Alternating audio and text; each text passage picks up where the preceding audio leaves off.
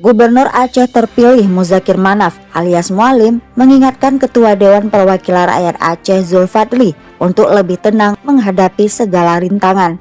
Pesan tersebut disampaikan Mualim saat memberikan sambutan pada pesijuk Gubernur Wakil Gubernur Aceh terpilih di Sekretariat Badan Pemenangan Aceh BPA Mualim Dekfad di Pango, Kecamatan Ulekaring, Kota Banda Aceh pada Minggu 19 Januari 2025.